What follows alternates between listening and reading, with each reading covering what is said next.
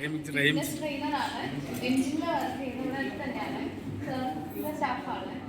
ഇതുവരെ ഞാൻ അതേപോലെ തന്നെ പാർട്ട് ടൈം ആയിട്ടൊരു ഇതിൽ വർക്ക് ചെയ്യുന്നുണ്ടായിരുന്നു.